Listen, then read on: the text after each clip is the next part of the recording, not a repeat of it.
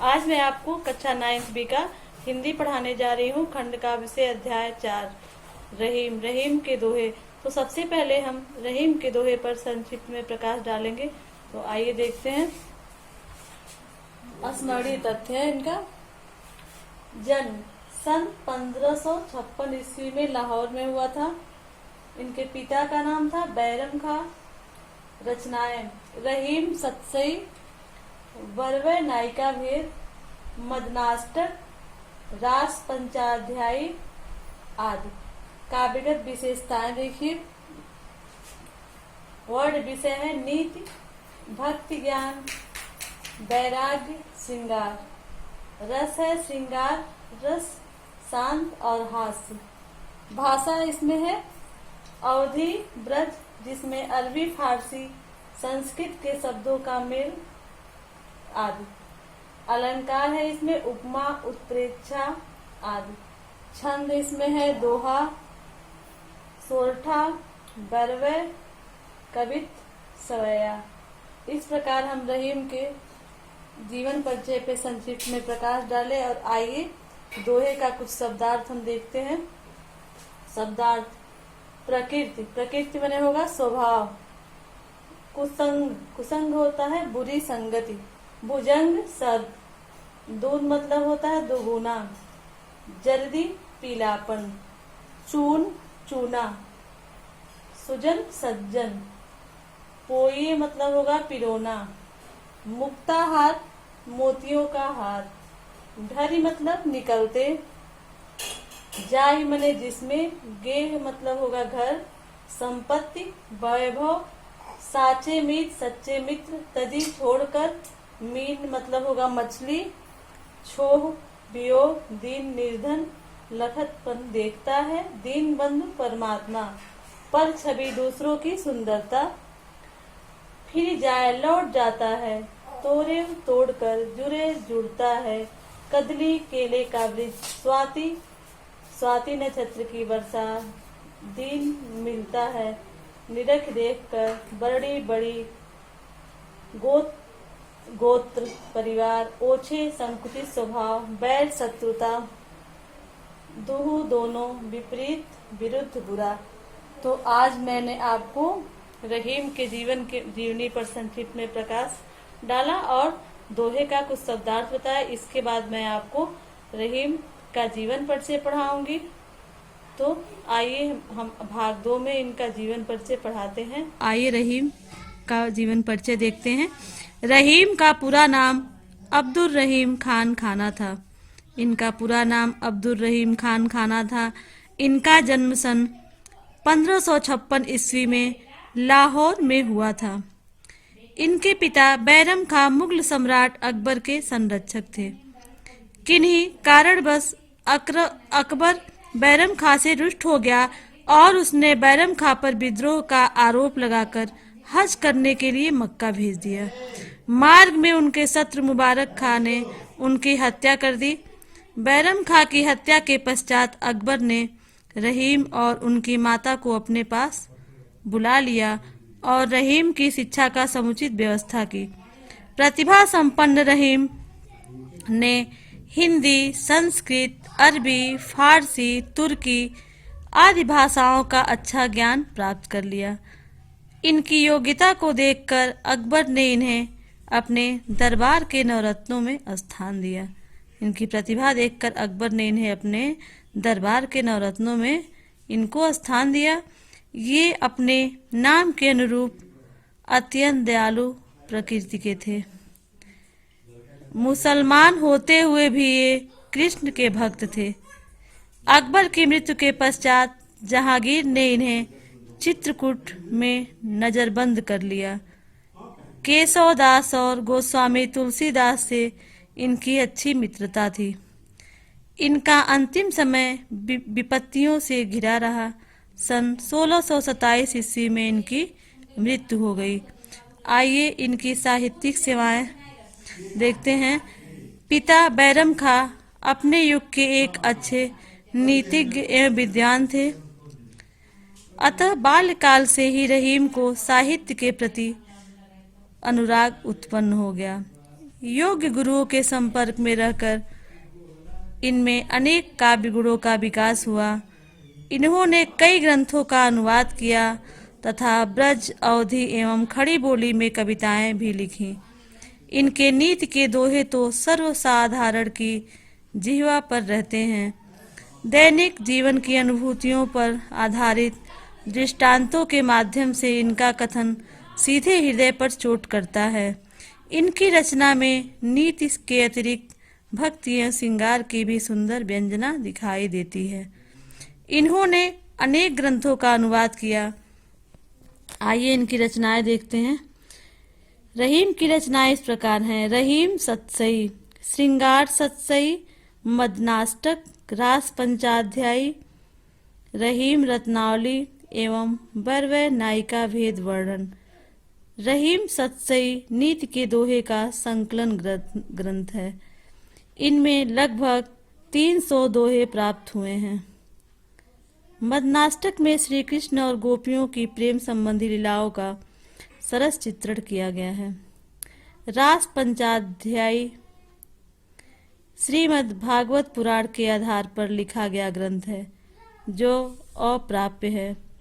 वरवै नायिका भेद में नायिका भेद का वर्णन वरवै छंद में किया गया है। आइए इनकी भाषा शैली देखते हैं। भाषा शैली रहीम जनसाधारण में अपने दोहे के लिए प्रसिद्ध हैं, पर उन्होंने कवित, सवैया, सोरठा तथा वरवै छंदों से भी सफल काव्य रचना की है। इन्होंने ब्रज भाषा में अपनी काव्य रचना की। इनके ब्रज का रूप सरल, व्यवहारिक, स्पष्ट एवं प्रवाहपूर्ण है। ये कई भाषाओं के जानकार थे, इसलिए इनकी काव्य भाषा में विभिन्न भाषाओं के शब्दों के प्रयोग भी देखने को मिलते हैं।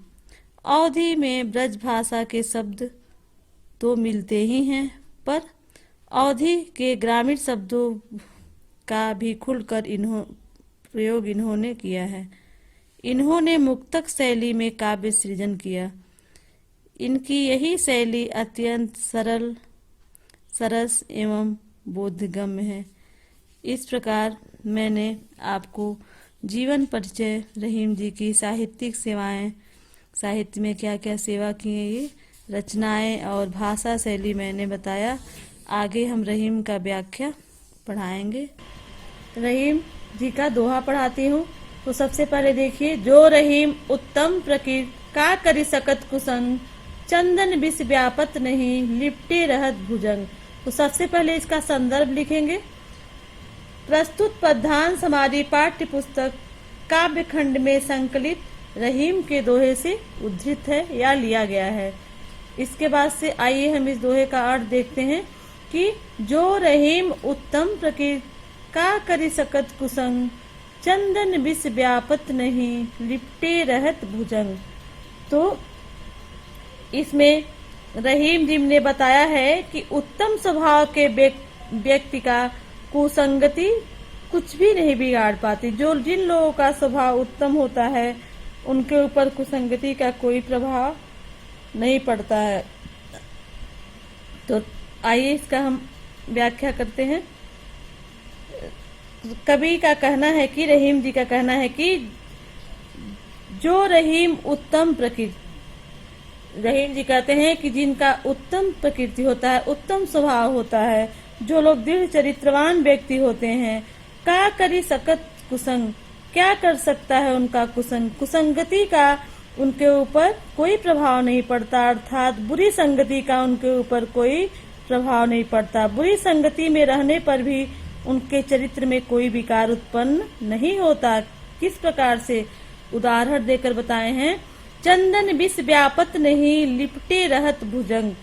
और कहते हैं कि जिस प्रकार से चंदन विष व्यापत नहीं, चंदन का वृक्ष जो होता है उस पे चाहे जितने भी विषैले सर्प लिपटे रहें, परंतु उस पर सर्पों के विष का प्रभाव नहीं पड़ता। अर्थात चंदन का वृक्ष अपनी सुगंध और शीतलता के गुणों को छोड़ करके कभी जहरीला नहीं होता। इस प्रकार से कवि कहते हैं कि जो सज्जन पुरुष होते हैं उन्हें सज्जन पुरुष जो हैं उन्हें वे क्या करते हैं, वे अपने सद्गुरु को कभी नहीं छोड़ते हैं। बुरी संगति में भी पड़ जाए तो वो अपने सद्गुरु को नहीं छोड़ते हैं। इस प्रकार से कहा गया है कि देखिए एक बार कि कबीर रहीम क्या कहते हैं, कुसंगति का जो असर सामान्य लोगों पर उसका बुरा प्रभाव पड़ता है, किंतु जो उत्तम प्रकृति के लोग होते हैं उनका कुसंगति कुछ भी नहीं बिगाड़ पाती। उदाहरण के लिए चंदन के वृक्ष पर सर्प लिपटे रहते हैं, किंतु चंदन में उसका जहर नहीं समाता। वैसे ही सज्जन पर दुर्जनों की संगति का कोई प्रभाव नहीं पड़ता। इस प्रकार से आइए हम इसका काव्यगत सौंदर्य देखते हैं। भाषा ब्रज, शैली उपदेशात्मक, रस शांत है, छंद दोहा, अलंकार दृष्टांत। दूसरा देखिए, रहीमन प्रीत सराहिए, मिले होत रंग दून, ज्यो जर्दी हरदी तजे, तजे सफेदी चून।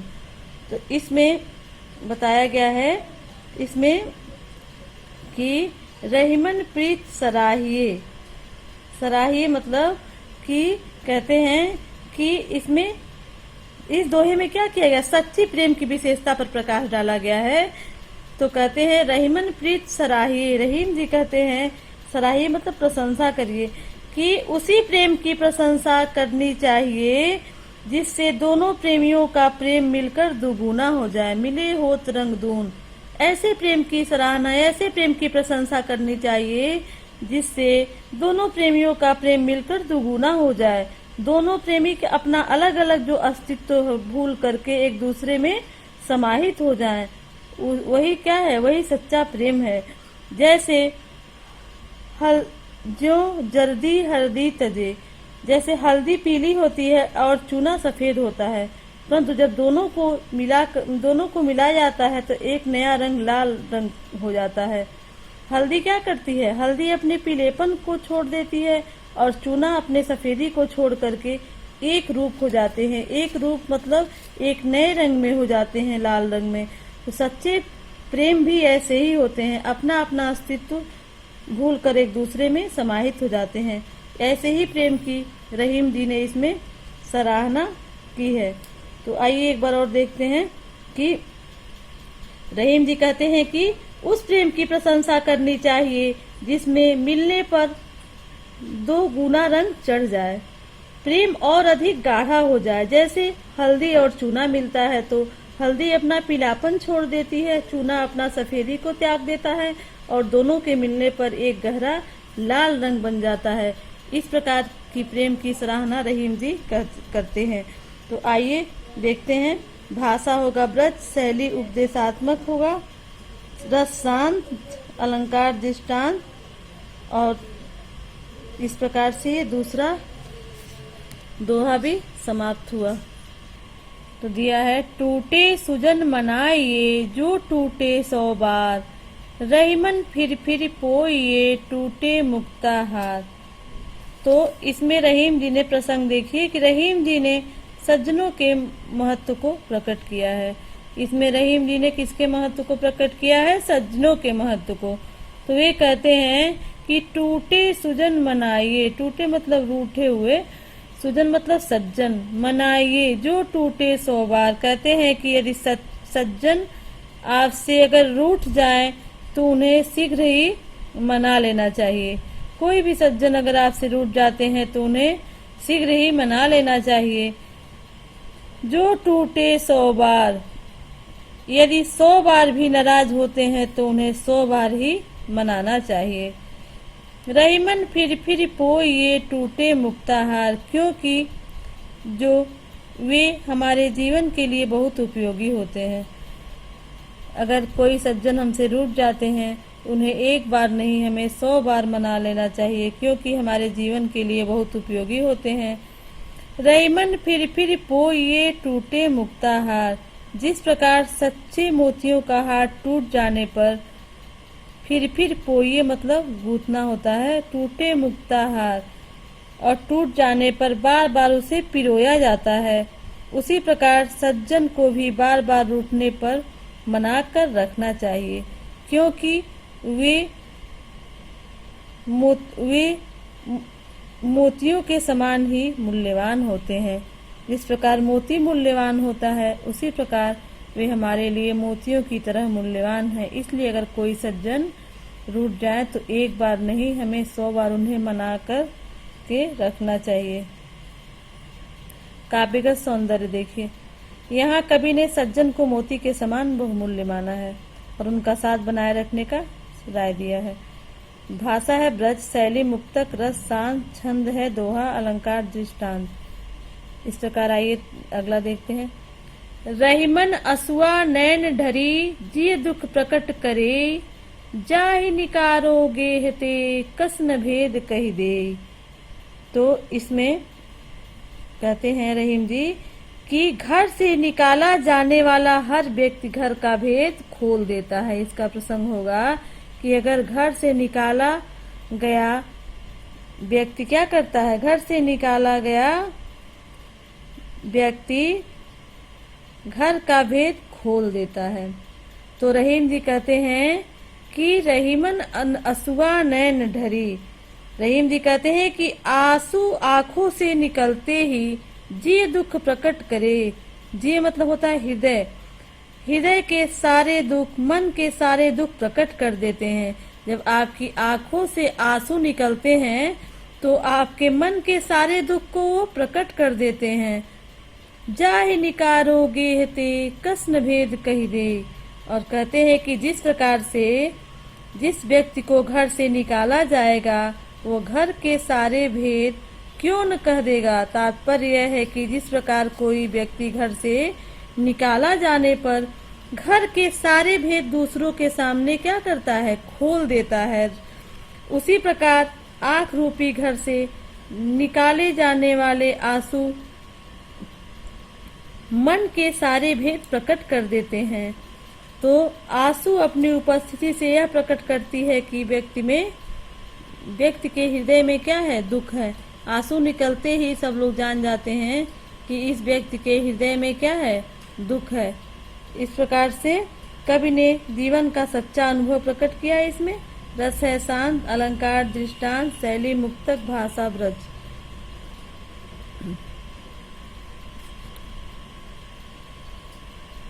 रहीमन असुआ नैन नहीं, कही रहीम संपत्ति सगे, बनत बहुत बहुरीत, विपत्ति कसौटी जे कसे, तेही साचे मीत। कवि ने इसमें सच्चे मित्र की पहचान बताई है कि सच्चे मित्र कैसे होते हैं। तो प्रसंग इस प्रकार था और व्याख्या देखिए। कही रहीम संपत्ति सगे, रहीम जी कहते हैं कि संपत्ति सगे, जब आपके पास संपत्ति होती है तो सगे मतलब सब लोग, अनेक तरह से लोग आपके सगे संबंधी बन जाते हैं। बनत बहुत बहुरीत, बहुत तरह से लोग आपसे सगे संबंधी बन जाते हैं जब आपके पास संपत्ति होती है। तो विपत्ति कसौटी जे कसे, तेही साचे मीत। किंतु जो विपत्ति के समय भी मित्रता नहीं छोड़ते हैं, विपत्ति कसौटी, विपत्ति के समय जो मित्रता नहीं छोड़ते हैं, वे ही तेही मतलब वे ही साचे मित्र, वे ही क्या होते हैं, वही इसी प्रकार का मित्र जो विपत्ति के समय खरा उतरे, वही आपका सच्चा मित्र होता है। तो देखिए एक बार कि रहीम जी कहते हैं कि जब व्यक्ति के पास संपत्ति होती है तो अनेक लोग तरह तरह से उसके क्या होते हैं, सगे संबंधी बन जाते हैं। किंतु जो विपत्ति के समय भी मित्रता नहीं छोड़ते हैं, वे ही सच्चे मित्र होते हैं। इस प्रकार सच्चे मित्र विपत्ति की कसौटी पर क्या होता है, खरा उतरता है। आगे देखिए इसका काव्यगत सौंदर्य। संकट में साथ देना ही मित्रता की कसौटी है। भाषा है ब्रज, शैली मुक्तक, रस शांत, छंद है दोहा, अलंकार अनुप्रास रूपक। इस प्रकार से आपका चौथा दोहा भी समाप्त हुआ। कि जाल परे जल जात बही, तजमीनन को मो, रईमन मछली नीर को, तौन छाड़त छो। जाल परे, इसमें सबसे पहले प्रसंग देखिए कि इसमें सच्चे प्रेम का वर्णन किया गया है कि सच्चा प्रेम कैसा होता है। तो दिया गया है कि जाल परे जल जात बही, तज मीनन को मोह। मीनन माने होता है मछली, अब जात बही मतलब बहना, जल का बहना। तो मछियारा जब नदी में जाल डालता है तो पानी जाल से निकल कर बह जाता है। तज मीनन को मोह, वो मछलियों के मोह को त्याग देता है। परंतु मछली तब भी जल से प्रेम नहीं छोड़ती। मछली क्या करती है? तब भी जल से प्रेम नहीं छोड़ती है। यहाँ पे अन्योक्ति द्वारा मित्रता की पहचान बताई गई है। तो मछली जल से प्रेम करती है। मछली क्या करती है? जल मछली के प्राणों को संकट में देख करके उसे छोड़ करके क्या करता है? आगे बढ़ जाता है। किंतु मछली को जल से अलग कर देने पर वह अपने प्राण दे देती है। सच्चे मित्र का प्रेम मछली के प्रेम के समान होता है। तो देखिए, जाल परे जल जात बही तजमीनन को मोह रहीमन मछली नीर को तउन छाड़त छो। तो इसमें रहीम जी कहते हैं कि जब मछुआरा क्या करता है, एक बार और देख लीजिए, कि जब मछली पकड़ने के लिए नदी में जाल डालता है तो मछली जाल में फंस जाती है और पानी अपना अपनी सहेली के मुंह को त्याग करके आगे निकल जाता है। परंतु मछली जल से इतना प्रेम करती है कि वह पानी के बिना तड़प तड़प कर मर जाती है। तो सच्चे प्रेम की यही पहचान होती है। तो आइए हम आपको काव्य का सौंदर्य बताते हैं कि कवि ने मछली के प्रेम द्वारा सच्चे प्रेम का आदर्श प्रस्तुत किया है। भाषा ब्रज, शैली मुक्तक है, रस शांत है, दोहा छंद है। अगला है, दीन सबन को लखत है, दीन ही लखे न कोई, जो रहीम दीन ही लखे, दीन बंधु सम होय। तो इसमें बताया गया है कि दीन सबन को इस दोहे में दयावान दानी व्यक्तियों के महत्व पर प्रकाश डाला गया है। जो दयावान होता है, जो दानी व्यक्ति के महत्व पे इसमें प्रकाश डाला गया है। और कहते हैं दीन सबन को लखत है, कि रहीम कहते हैं कि दुखी व्यक्ति संसार में सभी व्यक्तियों की ओर आशा से देखता है। दीन मतलब गरीब, सबन मतलब सभी को, लखत माने देखता है। जो दीन होता है, जो गरीब होता है, जो दुखी व्यक्ति होता है, संसार में सभी की ओर आशा से देखता है। दीन ही लखे न कोई, परंतु इस संसार में दुखी व्यक्ति की ओर दया की दृष्टि से कोई भी नहीं देखता। जो रहीम दीन ही लखे, दीन बंधु सम होय। और रहीम जी कहते हैं कि जो कोई दीन दुखियों की ओर सहायता की इच्छा से दया पूर्वक देखता है, वह व्यक्ति दया भाव के कारण दीनों पर दया करने वाला ईश्वर के समान होता है। तो जो रहीम दीन ही लखे, रहीम जी कहते हैं जो दीनहीन को देखता है, गरीब को, वो दीन बंधु सम हो, वो किसके समान होता है? वो परमात्मा के समान होता है। तो आइए हम आपको इसका काव्य का सौंदर्य बताते हैं। तो दीनों पर दया करने वाला ईश्वर के समान होता है। छंद है दोहा, अलंकार उपमा, भाषा सरल सुगम ब्रज भाषा। आगे देखिए, प्रीतम छवि नैनन बसी, पर छवि कहाँ समाए, भरी सराय रहीम लखी, पथिक आप फिर जाए। तो इसमें दिया गया है इस दोहे में कि प्रेम की अनन्यता का परिचय दिया गया है। प्रेम की अनन्यता के बारे में बताया गया है। इसमें इसका प्रसंग इस प्रकार है और व्याख्या देखिए। कवि कहता है कि प्रीतम छवि नैनन बसी, कि जब प्रियतम की सुंदरता आँखों में बस जाती है, पर छवि कहाँ समाए, तब दूसरों की सुंदरता कहाँ समा सकती है। इसमें कवि कहता है कि जब प्रियतम की सुंदरता आँखों में बस जाती है तो दूसरों की सुंदरता कहाँ समा सकती है। जो भरी सराय रहीम लखी, पथुक आप फिर जाए। जैसे कोई मुसाफिर सराय को भरी देखता है, सराय मतलब धर्मशाला, लखी मतलब देखता है। जब कोई मुसाफिर सराय को भरा देखता है तो वह स्वयं ही वापस लौट जाता है। प्रेमी के मन में किसी अन्य का रूप नहीं आता है। इस प्रकार से एक बार और देखिए, रहीम जी कहते हैं कि नेत्रों में परमात्मा रूपी प्रीतम का सौंदर्य समाया हुआ है, तो दूसरे के सौंदर्य के लिए नेत्रों में कोई स्थान नहीं होता है। जैसे यदि कोई सराय यात्रियों से भरी रहे तो पथिक उसमें स्थान न पाकर स्वयं लौटकर दूसरी जगह चला जाता है। इस प्रकार इसमें के बारे में बताया गया है कि प्रेम एकनिष्ठ होना चाहिए। आइए काव्यगत सौंदर्य बताते हैं। भाषा है ब्रज, शैली मुक्तक, रस श्रृंगार भक्ति, छंद है दोहा। अगला है रहीमन धागा प्रेम का मत तोड़े चटकाए, टूटे से फिर ना जुड़े जुड़े गांठ पड़ जाए। तो इसमें बताते हैं रहीम जी कि प्रेम के संबंधों को कभी भी समाप्त नहीं करना चाहिए। इसमें रहीम जी कहते हैं कि प्रेम रूपी धागे को मत तोड़ो चटकाए, कभी भी प्रेम रूपी धागे को चटका करके मत तोड़ो। जिस प्रकार से क्या होता है, धागा एक बार टूट जाने पर फिर नहीं जुड़ता, यदि वह जुड़ भी जाता है तो उसमें गांठ पड़ जाता है। तो कहते हैं टूटे से फिर ना जुड़े जुड़े गांठ पड़ जाए।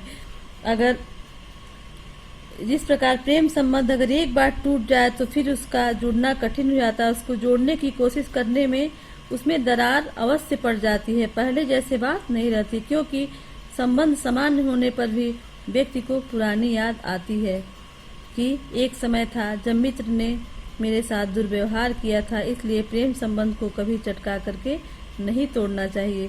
तो इसमें रहीम जी कहते हैं कि कि धागा कोमल होता है, जरा सा झटका देने से टूट जाता है, जब एक बार टूट जाता है तो फिर ठीक से नहीं जुड़ पाता, यदि जुड़ता भी है तो गांठ पड़ जाता है। प्रेम भी धागे के समान होता है, कटता या झटका देकर इस प्रेम रूपी धागे को तोड़ नहीं देना चाहिए, क्योंकि जब एक बार प्रेम टूट जाता है तो फिर क्या होता है, जुड़ता नहीं। यदि किसी प्रकार से अगर जुड़ भी गया तो मन में गांठ पड़ जाता है, मन मोटाव हो जाता है। तो आइए इसका काव्यगत सौंदर्य देखते हैं कि प्रेम संबंध के बीच कड़वाहट नहीं लानी चाहिए। छंद है दोहा, अलंकार अनुप्रास रूपक, भाषा है इसमें सरल स्पष्ट प्रभावपूर्ण भाषा। इस प्रकार आपका ये 9वां दोहा समाप्त हुआ। तो दिया है इसमें कवि ने क्या किया है, मनुष्य बताया है कि मनुष्य पर संगति का प्रभाव अवश्य पड़ता है। तो दिए हैं कदली सीप भुजंग मुख स्वाति एक गुण तीन। रहीम जी कहते हैं कि स्वाति नक्षत्र में यदि वर्षा होती है तो उस जल के विचित्र गुण होते हैं। उस जल का क्या होता है, विचित्र गुण होता है। यदि इस जल की बूंद कदली मतलब होगा केला, यदि केले में पड़ती है तो कपूर बन जाती है। यदि सीप है, सीप में पड़ता है तो मोती बन जाता है। भुजंग मुख अगर सर्प के मुख में पड़ जाती है तो विष बन जाता है। स्वाति एक गुण तीन, स्वाति जल की बूंद तो एक ही होती है, लेकिन अलग अलग संगति के कारण इसके 3 गुण हो जाते हैं। अलग अलग संगति में पड़ने के कारण क्या होता है, इसके अलग अलग गुण हो जाते हैं। जैसी संगति बैठिए तय सोई फल दीन। वास्तविकता यह है कि मनुष्य क्या करता है, जैसी संगति में बैठता है वैसा ही परिणाम मिलता है, उसका वैसा ही परिणाम होता है। काव्यगत सौंदर्य देखिए, संगति का प्रभाव अवश्य पड़ता है। छंद दोहा छंद, अलंकार अनुप्रास, दृष्टांत, भाषा सरल स्पष्ट तथा प्रभावपूर्ण ब्रज भाषा। अगला देखिए, तरुवर फल नहीं खात है, सरवर पियहि न पान, कहि रहीम पर काज हित, संपत्ति सचहि सुजान। इसमें परोपकार, मनुष्यों को परोपकार करने के लिए बताया गया है, परोपकार करने की शिक्षा इसमें दी गई है। प्रसंग इसका इस प्रकार था और व्याख्या देखिए, तरुवर फल नहीं खाते, रहीम जी कहते हैं कि वृक्ष अपने फल स्वयं नहीं खाते। सरवर पियहि न पान, और तालाब अपना जल स्वयं नहीं पीते हैं। कई रहीम पर काज हित, संपत्ति सचहि सुजान। इस प्रकार जो बुद्धिमान लोग होते हैं, पर मतलब दूसरे के कार्य के लिए, संपत्ति सचहि सुजान मतलब बुद्धिमान, सुजान से मतलब है बुद्धिमान। जो लोग बुद्धिमान होते हैं वो परोपकार के लिए ही अपने संपत्ति का संचय करते हैं, वे अपने लिए संपत्ति का संचय नहीं करते। काव्यगत सौंदर्य, संपत्ति का संचय विलास के लिए अथवा धनपति बनने के लिए नहीं, बल्कि परोपकार करने के लिए करना चाहिए, यही उत्तम नीति है। छंद दोहा छंद, अलंकार अनुप्रास, भाषा है ब्रज भाषा। इस प्रकार से 11वां दोहा भी आपका समाप्त हुआ। रहीमन देखि बड़ेन को लघु न दीजिए डार, जहाँ काम आवे सुई कहाँ करे तरवार। तो इस दोहे में समझाया गया है कि समय के अनुसार प्रत्येक वस्तु का महत्व होता है, चाहे वो बहुत छोटी ही क्यों न हो। तो आगे रहीम जी कहते हैं कि बड़े लोगों को देख करके हमें रहीमन देख बड़ेन को लघु न दीजिए डारी, हमें बड़े लोग को देख करके छोटे लोग का निरादर नहीं करना चाहिए, उनका साथ कभी नहीं छोड़ना चाहिए। जहाँ काम आवे सुई कहाँ करे तलवार, क्योंकि जिस स्थान पर सुई काम आती है उस स्थान पर तलवार काम नहीं कर सकती। इसीलिए उन्होंने बताया है कि छोटी चीजें या छोटे लोग भी समय आने पर बड़े काम के होते हैं। तो आइए इसका काव्यगत सौंदर्य बताते हैं। छोटी से छोटी वस्तु भी महत्वपूर्ण होती है। भाषा ब्रज है, शैली मुक्तक, छंद है इसमें दोहा, अलंकार, अनुप्रास, दृष्टांत। अगला देखिए, यो रहीम सुख होत है बढ़त देख निज गोत्र, ज्यों बरड़ी अखिया निरख आखिन को सुख होत।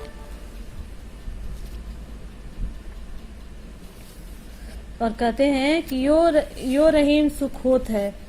रहीम जी कहते हैं, इसमें बताए हैं कि प्रत्येक व्यक्ति को अपने गोत्र की वृद्धि देख करके बहुत प्रसन्नता होती है। तो कहते हैं कबीर जी, जिस प्रकार अपनी बड़ी बड़ी आंखों को देखकर व्यक्ति के आंखों को सुख मिलता है, यो रहीम सुख होत है बढ़त देख निज गोत्र। जिस प्रकार से मनुष्य को क्या होता है, अपने गोत्र को बढ़ते हुए वृद्धि को देख करके प्रसन्नता होती है, उसी प्रकार से व्यक्ति जिस प्रकार से व्यक्ति क्या करता है, बड़ी बड़ी आंखों को देख करके व्यक्ति की आंखों को सुख मिलता है, उसी प्रकार प्रत्येक व्यक्ति को अपने परिवार को बढ़ता हुआ देख करके प्रसन्नता होती है और उसे स्मृति देख करके अपार सुख का अनुभव मिलता है। तो आइए एक बार और देखते हैं कि इसमें कवि क्या कहते हैं। जिस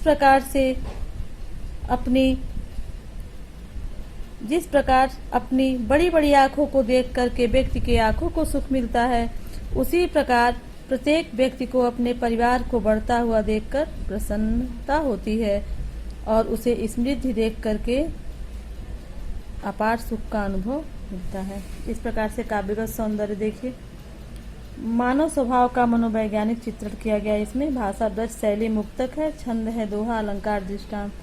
अगला देखिए, रहीमन ओछे नरन ते तजो बैर अरुप्रीत, काटे चाटे स्वान के दुहु भात विपरीत। और रहीम जी इसमें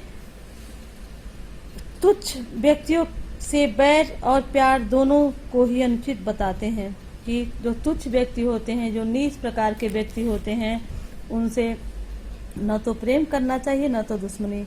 रहीम जी कहते हैं, रहीमन ओछे नरन ते तजो बैर और प्रीत। जो व्यक्ति संकुचित स्वभाव वाले हैं उनसे न शत्रुता रखना अच्छा होता है न प्यार करना। कुत्ता चाहे काटे या चाटे, काटे चाटे स्वान के। कुत्ता यदि काटता है या चाटता है, दोनों बातें बुरी हैं, क्योंकि काट लेने पर घाव की पीड़ा तथा मृत्यु हो सकती है और चाटने पर शरीर क्या होता है, अपवित्र होता है। इस प्रकार ओछे व्यक्तियों की शत्रुता तथा मित्रता दोनों ही घातक होती है। इस प्रकार से रहीम जी ने बताया है कि हमें तुच्छ व्यक्तियों से न दुश्मनी करना चाहिए न ही प्रेम करना चाहिए। इस प्रकार आइए देखते हैं, कवि ने ओछे स्वभाव वालों लोगों से बैर और प्रीत दोनों ही हानिकारक बताए हैं, जो कि सत्य है। भाषा सरल ब्रज भाषा है, शैली उपदेशात्मक, अलंकार है इसमें अनुप्रास, गुण प्रसाद, रस शांत। इस प्रकार आपका ये अध्याय 4 रहीम के दोहे अब समाप्त हुआ और आप लोग दोहों को कॉपी में लिख लीजिएगा। जो दोहा इस अभ्यास प्रश्न में दिया है इसको कॉपी में लिख लेंगे। रहीम का जीवन परिचय तथा रचनाएं भी लिखेंगे।